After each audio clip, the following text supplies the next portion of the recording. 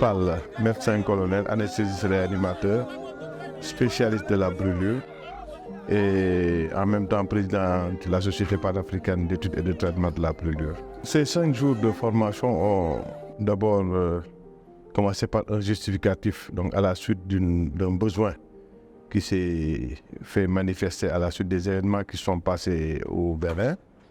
Il aura fallu d'abord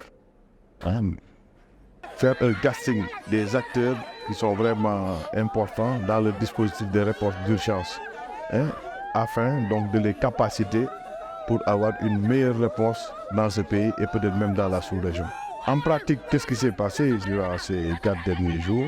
Tout simplement, on a mis en évidence donc devant le concept d'afflux massif en général et particulièrement la spécificité de devoir prendre en charge un nombre important de victimes en un temps record, donc dans une situation où la demande est supérieure à l'offre.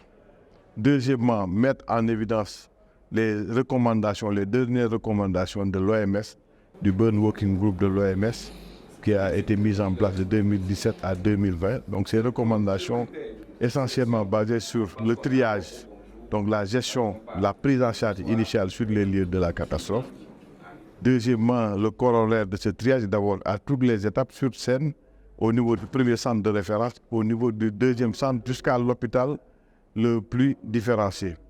En dehors donc de cette histoire de triage, deuxièmement, la réhydratation dans le cadre de la prise en charge. On sait que la particularité donc d'un patient victime de brûlure, c'est la nécessité de compenser les pertes hydriques dans des conditions difficiles et assez rustiques. Donc il y a des protocoles qui ont été mis en place, les guidelines de l'OMS.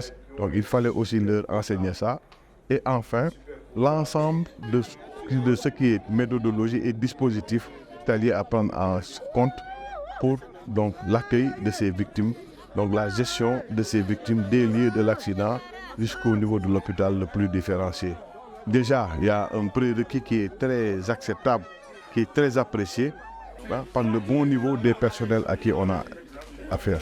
Vraiment, le niveau, la qualité des personnes avec qui on a travaillé a fait que on s'est rendu compte au fil de l'évaluation sur table opérationnelle qu'on a fait avec donc la simulation avec des acteurs, que vraiment ça nous a confirmé ce qu'on voyait déjà pendant la formation. Et il fallait tout simplement insister sur quoi?